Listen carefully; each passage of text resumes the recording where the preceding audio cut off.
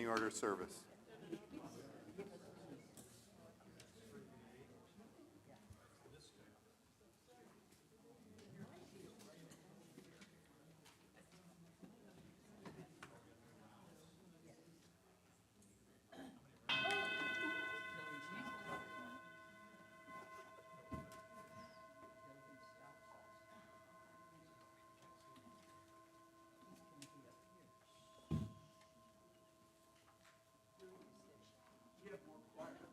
Good morning.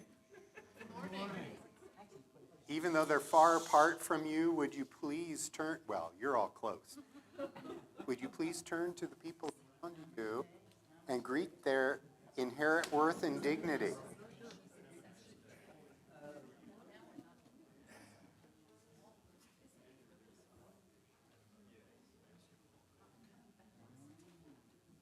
Welcome. Welcome to the Unitarian Universalists of Transylvania County. I know some of you ended up wandering all over to get around fallen trees to get here.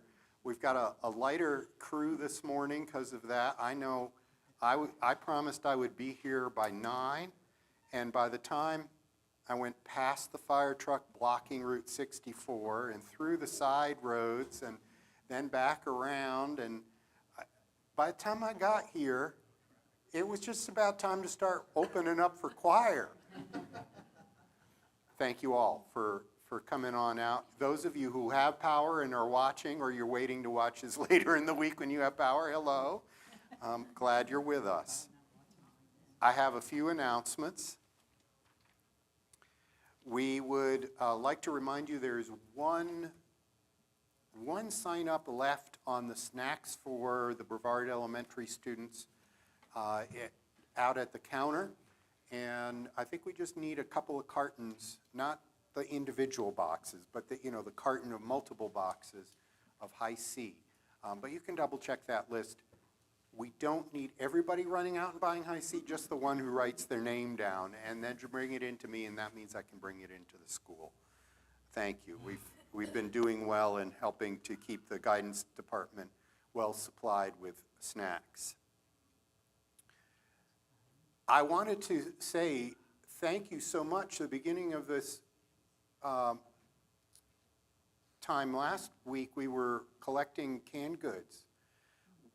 If you read the update, it said that we donated over 20 boxes stuffed to the brim with canned goods. That's 690 pounds of good, well-needed food for Bread of Life to be able to distribute.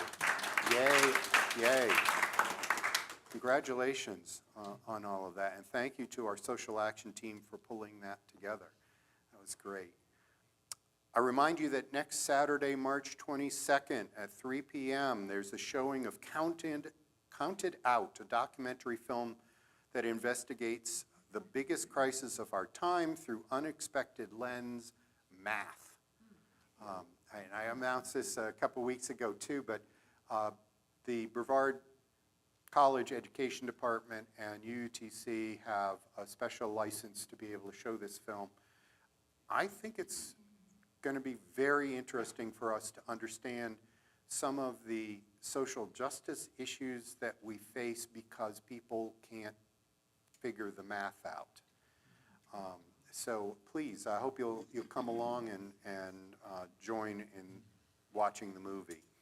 The same day, but in the morning, from 9 to 1, we have UUTC's membership orientation event called Turning Point. And if you're already on our list, that's great. If not, we hope you will show up if you're interested. But let us know. Let us know if you want to become a member and go through the orientation this time around, or you just want to do the orientation and maybe you'll want to be a member sometime later. I'll just say this. I once had a congregant who told me she had to figure out whether it was the right congregation for her, and she had decided it was. And I said, well, how long have you been with the congregation? She said, 40 years. All right, there you go. With that, we now will turn to our choir to do our prelude this morning. John will be leading us in song as a choir.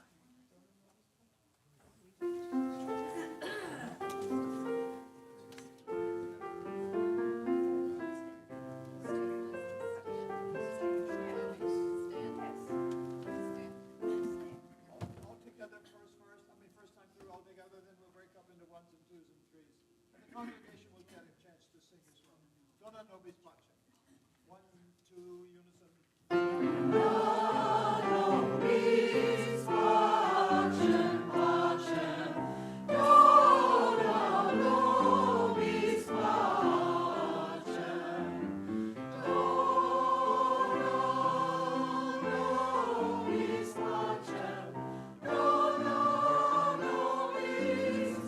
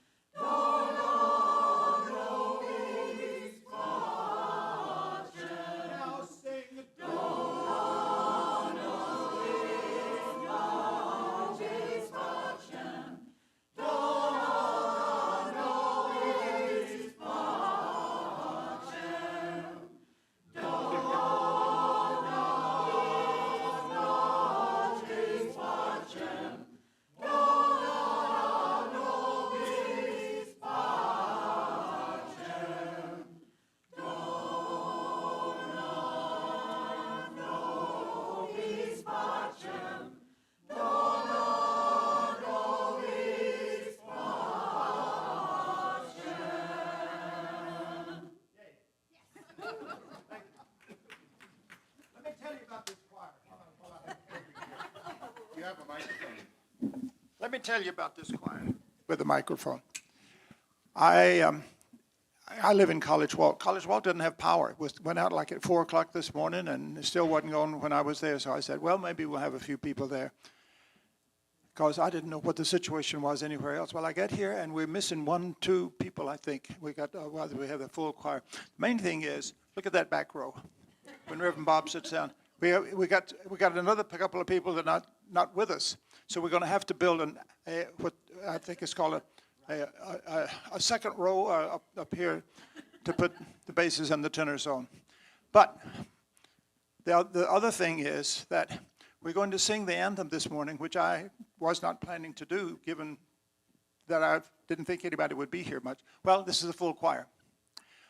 The person that is not here is Carlene, who can't open her electric garage door.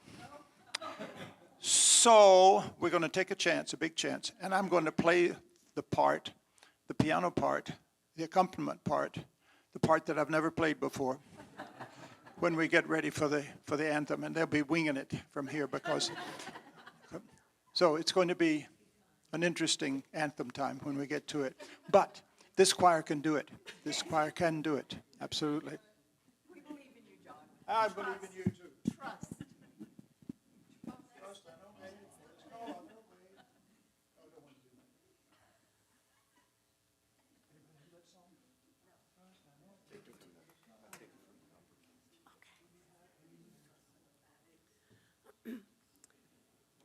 We will do the chalice lighting in unison. The words are above you.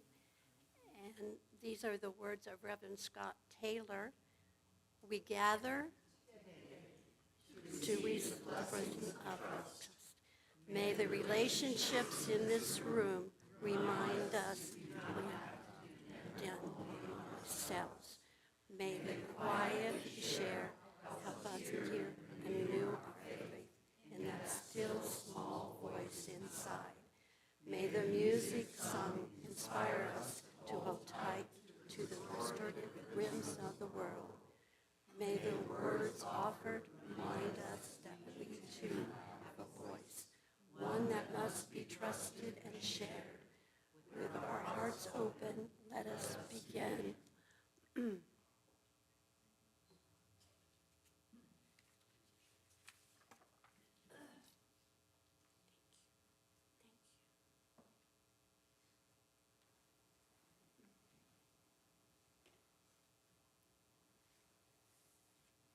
This is the time in our service where we share our joys and our sorrows. We have 2 candles lit to light today.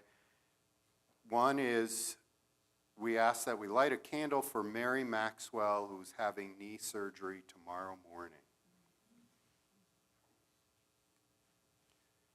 And a candle, thank you to our generous congregants with last Sunday's canned food drive. We collected 690 pounds of canned goods for the Bread of Life from Marcia Coe. And let's light a candle for those who are suffering with power outages or damage, those who are suffering through the storm. And you have another one, John?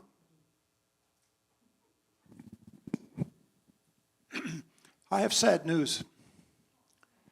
There's been another suicide at Brevard High School. The girl's name is Violet. That's all I know. She was a good friend, a troubled friend of my 2 granddaughters. So I know the family. The mother teaches at Mountain Sun. I'm not sure that that's the case this year, but at any rate, Violet took her life last night. I got a call this morning. So I think we want to be thinking about the family. There's an older brother who I think is not living at home anymore. And all of the other students at Brevard High School for whom this may be a very difficult time to get through. I know it will be for my 2 granddaughters. But Violet was at Mountain Sun, and Leah and Willow both knew her very well. Close friends. So sad. Thank you, John, for that up-to-date information, and our hearts go out to families and to all who are affected by suicide. Let's light one more for the things that have not been shared, for those joys or sorrows held in our hearts, that we might remember to share them in coffee hour or when we see each other during the week. And let's weave together even better the fabric of our community through our sharings, through our hearts' connections with one another.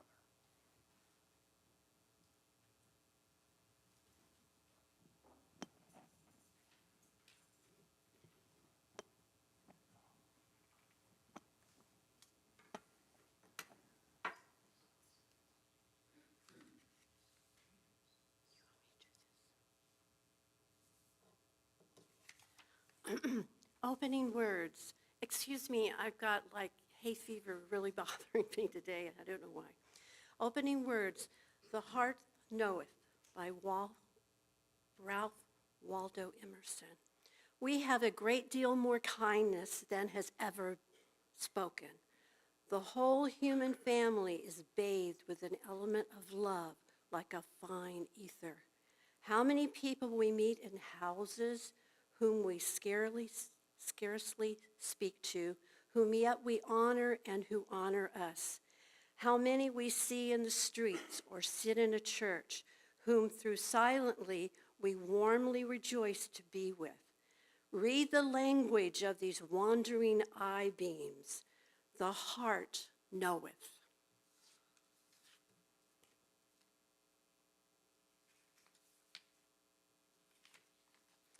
So Kevin? Now, I think we have a hymn first. Oh, yes, we do. 360. Here we have gathered.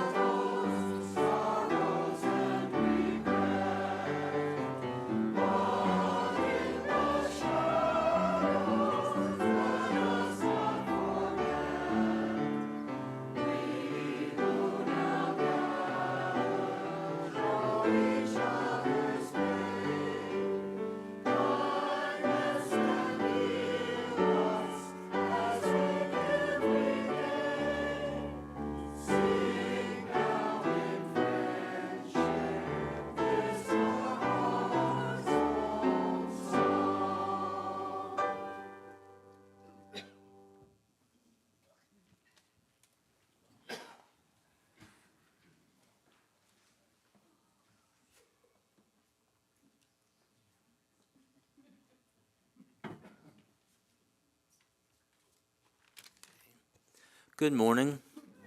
My name's Kevin Lausch, and I work with the youth and kids here at UUTC. And this month, we have the theme of trust. And we're going to be exploring trust in different stories and activities with the kids.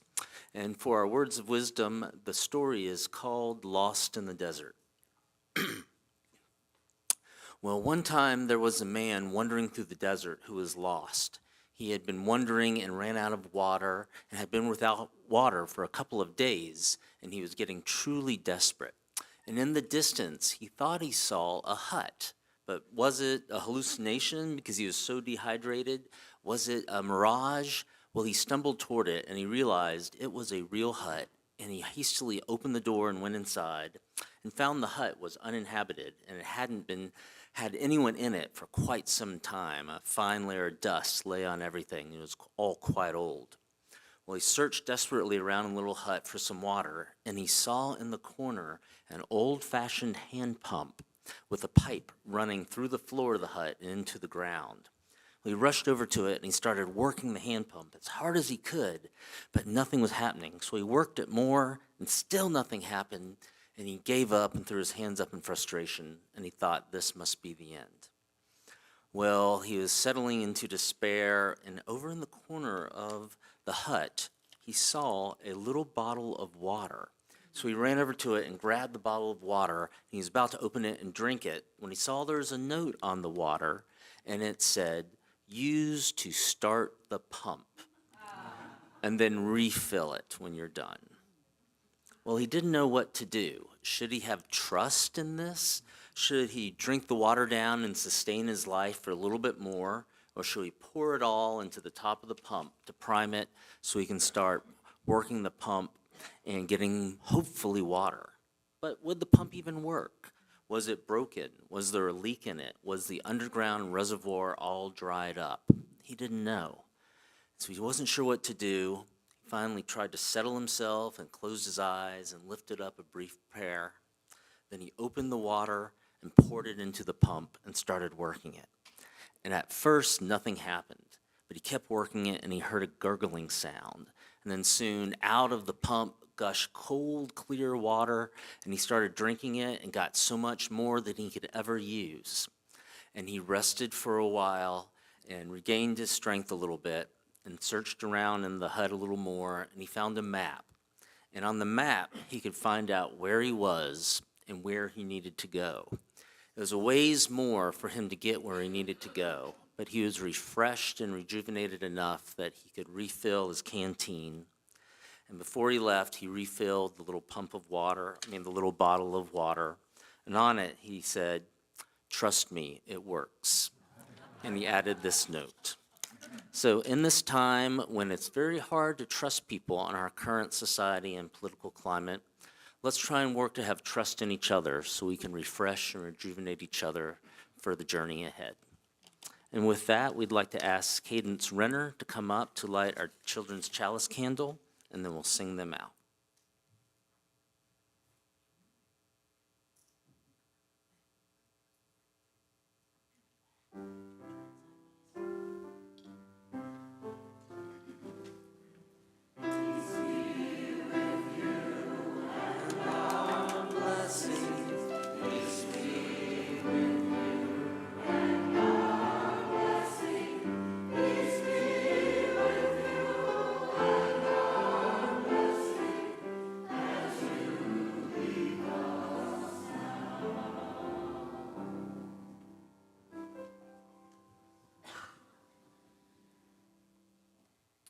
We're about, three-quarters of the way through our pledge drive in the congregation, and we're doing so well with it. The number of pledges that have come rolling in and the number of increases that we're seeing in people's pledges is very heartening.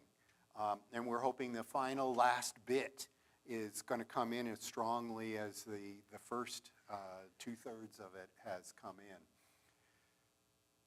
And yet, even though we ask folks to pledge so that we know how to plan our budget, we also pass the baskets around. We say, hey, this is a great idea. We ask for money when you're at home, and we ask for money when you're here. Yeah, we're good at that. And you're good at giving. And when you give, you know it helps this congregation thrive, be able to do what it does, to be a presence in this community, to be a presence in the lives of people who need a place that they can trust, that they can come to, and know that we can deal with differences and we can encourage one another in our spiritual quest. It's amazing. Oh, somebody's late. Somebody's ringing the doorbell. Somebody want to walk out there? Got a couple of people giving it a try. So, with that in mind, we also are very generous to others. And so we heard about the canned goods that we all gave this month, and we also have an envelope in the basket for SAFE, for those who are needing a chance to get out of a domestic violence situation, to help in the community in a way that maybe some families have had broken trust due to the violence, due to the problems, and this organization can help. So, with all of that, we'll ask the ushers to pass the baskets, and we will gratefully receive the morning offering.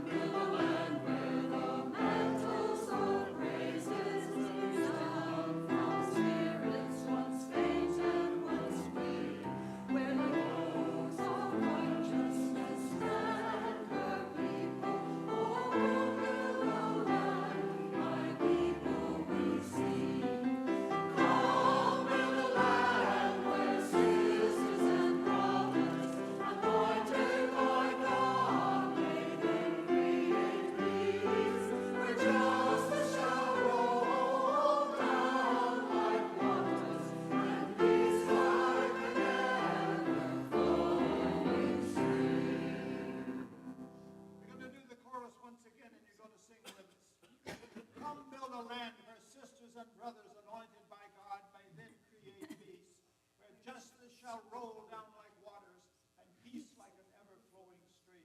Here we go on the chorus.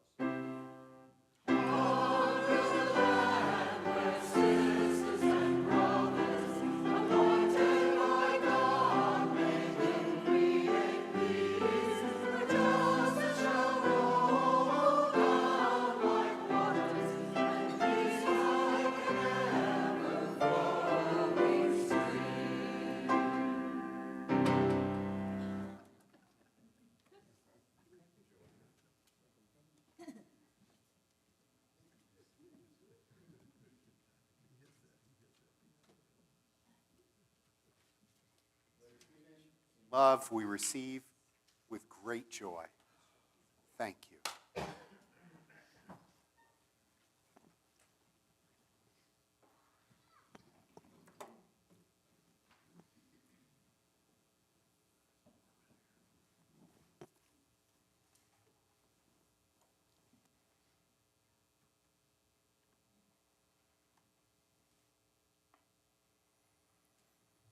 I invite you to take a deep breath, to calm your minds, to orient your hearts to this time of prayer and meditation. Spirit of love and life, we are gathered on this morning, buffeted by the storms all around us. May we be grateful for the ability to get out and about, grateful for the love and connection that we have. For on days like this, we do not take for granted our ability to move about, to connect with one another, to be safely in this world. Spirit of love and life, we know that there are folks who are awaiting surgeries or in the first stages of repair after surgeries, or even wondering the results of medical diagnoses and tests. In particular, this morning, we lift up the name of Mary Maxwell, who's having knee surgery this week.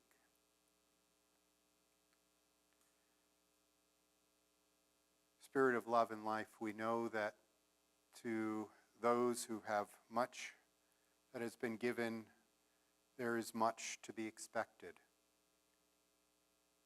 And we rejoice in being able to follow the precepts of all the world's religions to help feed the hungry, to help those who are less fortunate than ourselves in the luck of the draw, in the way in which life has doled out resources. We are grateful to all who have helped sign up to give snacks to elementary school children, to those who help bring the nearly 700 pounds of canned goods that may help for a bit in the Bread of Life efforts.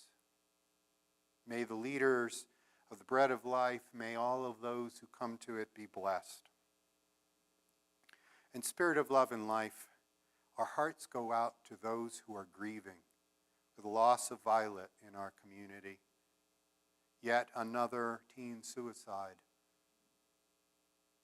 in our greater society here, one which I know, which we know, will shake the hearts of those who knew Violet. Spirit of love and life, be with our youth. Be with our youth that they may be strong and make it through their grief. Be with the family, the parents, the neighbors, the friends. Be with the first responders who had to come upon this. Spirit of love and life, may we be held in love in the midst of grief. These and the prayers of our hearts we hold now in the silence.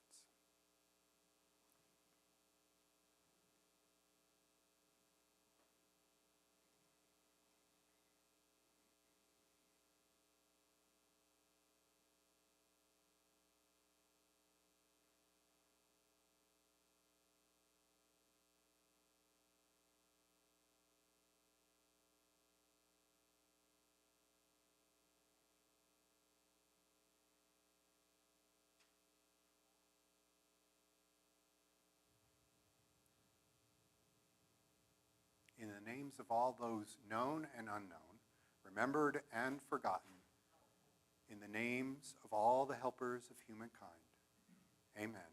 Blessed be.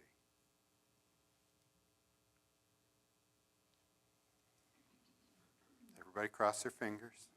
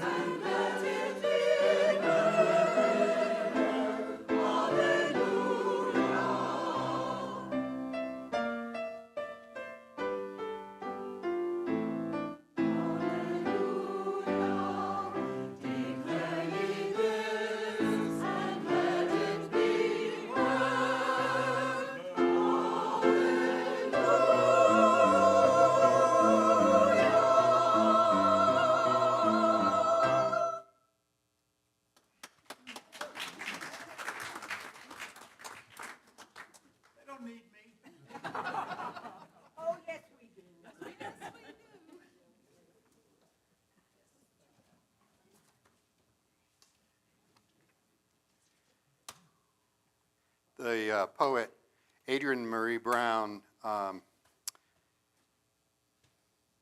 wrote this, I think, on a retreat, workshop or retreat when in New Orleans years ago, published in 2019. It's called Trust the People. Trust the people who move towards you and already feel like home. Trust the people to let you rest. Trust the people to do everything better than you could have imagined. Trust the people and they become trustworthy. Trust that the people are doing their work to trust themselves. Trust that each breach of trust can deepen trust or clarify boundaries. Trust the people who revel in pleasure after hard work. Trust the people who let children teach and remind us how to emote, be still, and laugh. Trust the people who see and hold your heart. Trust the people who listen to whales. That's whales.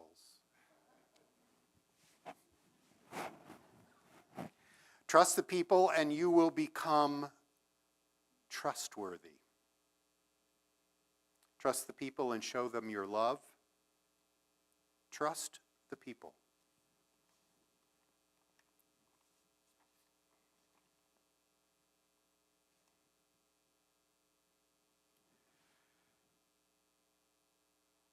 To kind of roll into this trust idea, I'm going to tell you a story. When I was a young person, not quite to my quarter-life crisis yet, that is a thing, a quarter-life crisis. Who am I? Who am I attached to? What am I doing? What will my life be like? I was in an occupation that didn't pay very much. Straight out of college, I was a pipe organ builder. And being a pipe organ builder, you need all sorts of different skills, and it's fun. And I did office work, and I did shop work, and occasionally go to help with tuning an instrument out in the field. I had a roommate, a friend of mine who was also into pipe organ building, and we shared an apartment. We could afford a decent place to live if the two of us together chipped in on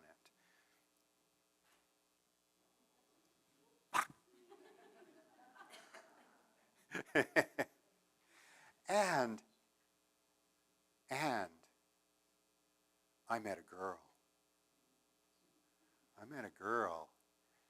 And started to can I be your friend?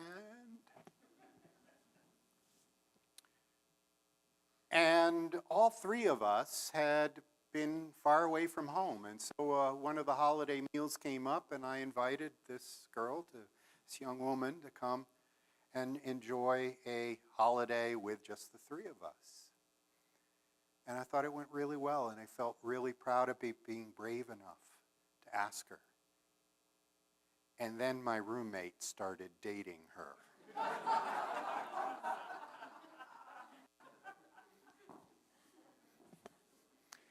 And she wanted to date him and not me. Now, this sermon is about trust. Folks, that was against the guy code. You do not go out with your friends' date. You just don't do that. It probably took about 10 years for us to fully heal our friendship after that. And I don't know about you, but I believe that each one of us has some story in our life in which we have had broken trust, in which we believe that something was going to go fairly and it didn't, and that someone was going to treat us with respect and they didn't. They were greedy. Whatever it may be, we have experienced broken relationship with someone at some time. One of the groups that I was talking to as I was preparing this sermon had brought up the movie Cider House Rules, in which there's a brief moment about the kids in the orphanage, and a person in charge of that orphanage says, you know, orphanage babies find that they don't cry, or you find that they don't cry. And why is that? Because when they first start crying out, they get no response.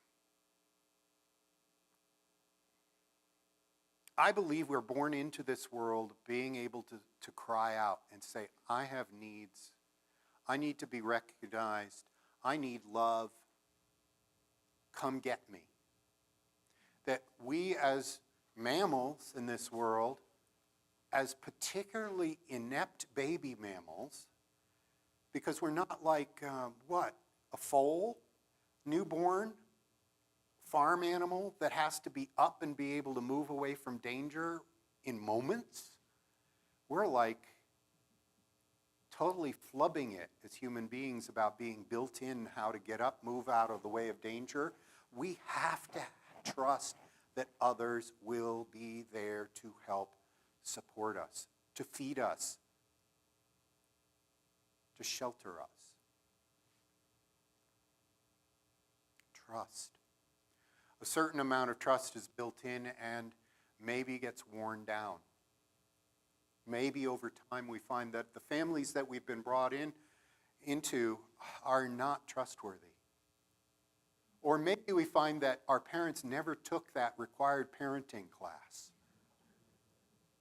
You know, the one that was supposed to take a lifetime. This is why grandparents are so much better at it than parents.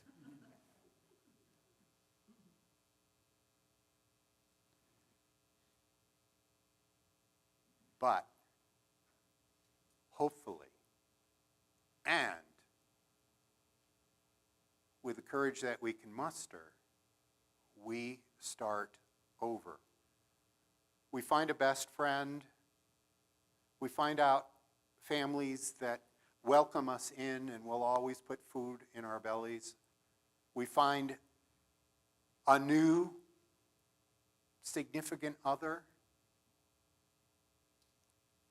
when the last one has jilted us. We learn how to mend. What was it the reading that we heard earlier said? Something about the broken trust we learn again to trust, or boundaries. Sometimes that's it too.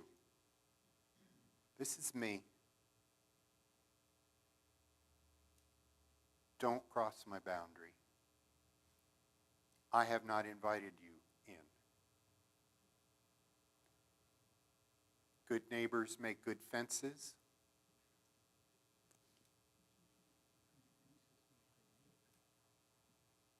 Good neighbors make good fences. No, we're talking about how we build trust with each other. Now, I've lived in neighborhoods which have no fences. I live in a neighborhood in which you have to have a fence approved before you put it in. But I do believe that if we are strong enough in knowing ourselves, what did it say? That we trust that the people are doing their own work to trust themselves. Here is me. Here's what I can do. I have confidence enough in myself to trust myself to do this or that. John sharing that suicide this morning makes us so sad to know that someone very young decided something that was irreversible.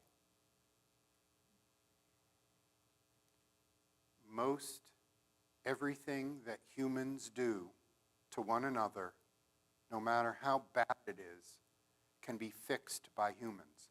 Maybe not the same humans, but maybe other humans can help.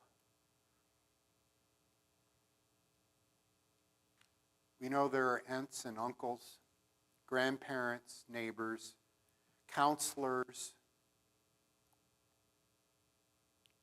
We know there's an entire network of folks who will help say, hey, are you one of us?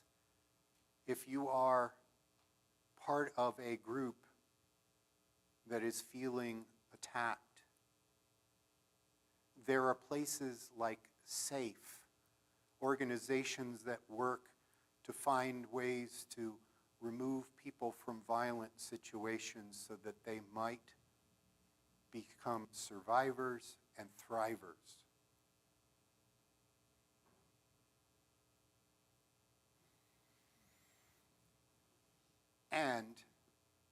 And we also know that society right now is pretty upset. And as long as we are being put into situations of feeling as if we can't trust the very things that have always been there for us, do you trust that you will get your Social Security check? What if somebody says, oh, you should save up in case you miss a check? Excuse me? Let them eat cake?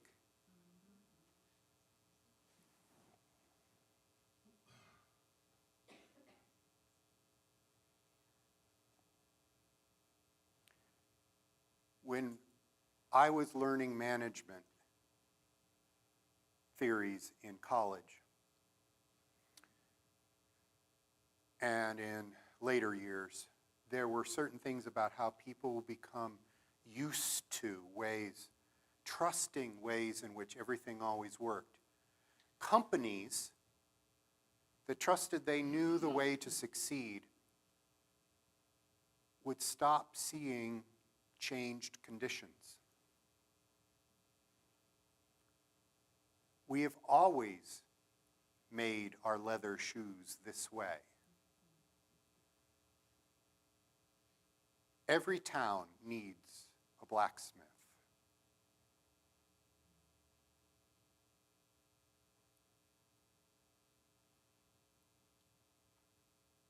We have to retool and rethink. Is something that's very difficult once you are beyond childhood, to get that flexibility back, to bounce back when you have bones that are brittle, literally, figuratively. I believe our society needs right now for us to trust that we can be resilient. I believe in us in being able to find something new. What was the management story of Who Moved My Cheese? Of the mice who worked their noses to find through the maze how to get to where the cheese was. And after time, the researchers always putting the cheese in that place, the mice had memorized their way, and they got their cheese until the researchers became despotic and evil and moved the cheese to some other area of the maze. And the mice ran to the place where cheese had always been and wept. Well, okay, so maybe I'm putting a human emotion on it. But they would keep going to the place saying, this is where cheese is provided. But the evil researchers, you know, scientists, we don't know scientists in our society, no. They put it over there. And the mice had to say, wait a minute, we have noses? We haven't had to use our noses for I don't know how many times through this place. And now they need noses. I go sing with the gay men's chorus. And one of the elders who sings with us said, folks, remember the 90s? we have to remember the 90s. Are we not going to get the corporate support that we got? Are we going to have to show up even when we weren't invited and say, we're here, we're queer, get used to it? The way it used to have to be done before we knew where the cheese was.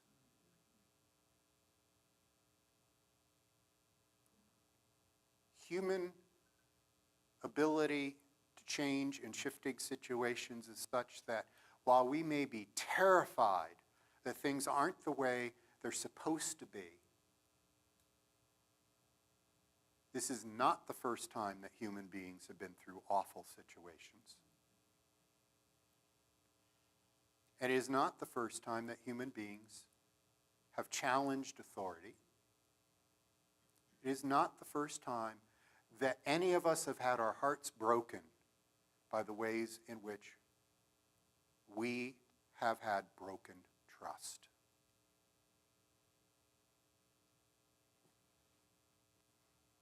I'm actually glad that now that my housemate took my chances of wooing that particular young woman, because I, years later, after having some other dates and relationships, met Christy and found the person that I wanted to spend time with, raise a family with, and love and hold on to through all the stages of my life.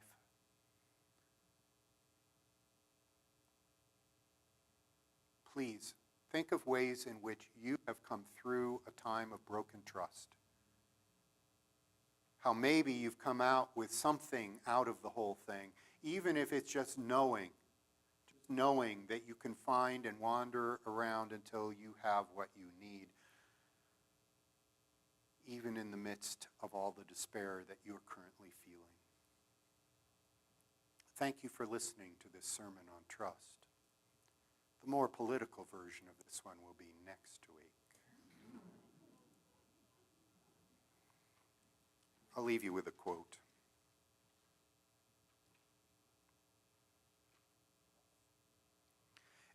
This is from Andrea Gibson, and this is from our Soul Matters packet of this month.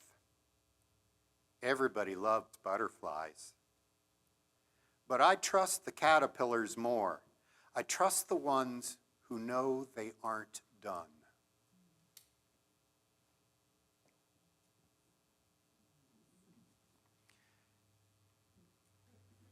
I invite you to rise and sing as you're willing and able. Hymn number 24, Be That Guide.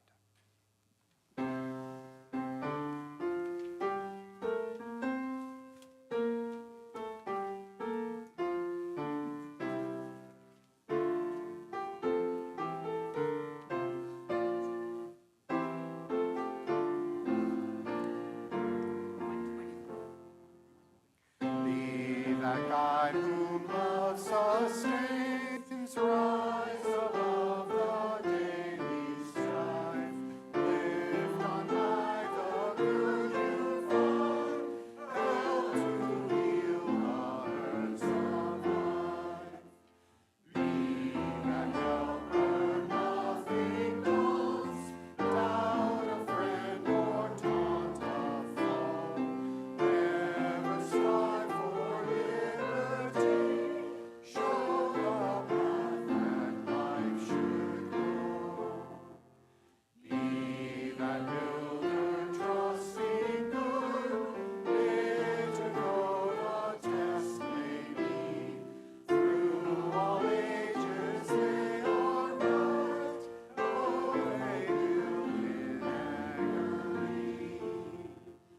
Be that teacher, faith the rest, who beyond the old frontier, through the frightened fear that fear, each tomorrow's pioneer.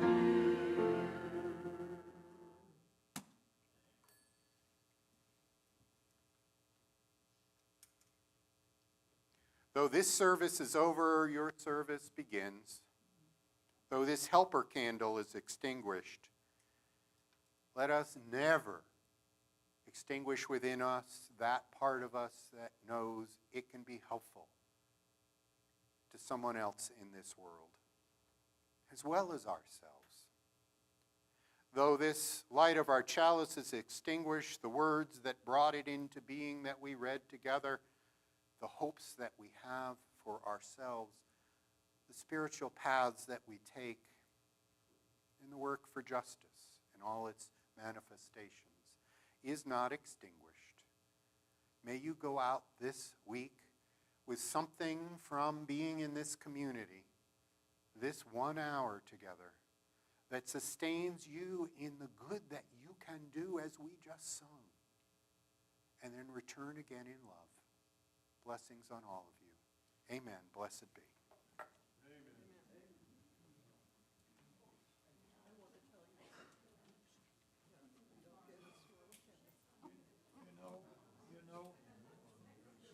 It doesn't get any better than this. It doesn't get any better than this. I'm just amazed. I love every one of you so much. Just wonderful. Thank you so much. No rehearsal this week or next week. See you again in April. March 29th, Lucky Service. And it's like service. Yeah. 2 days before April. Okay. Well, send something out about it.